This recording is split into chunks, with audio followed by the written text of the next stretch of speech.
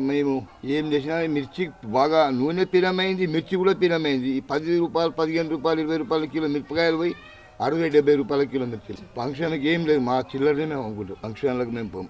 వాళ్ళు అయితే 100 మంది ఉంటారు, 100, 200, 300 మిర్చీలు ఉండబోతారు. ఉండబోయినా కానీ వాళ్ళు ఏం చేసుకుంటారో మాకు తెలియదు. టెస్ట్ నమ్మిన కొద్దీ టెస్ట్ వస్తుంటుంది.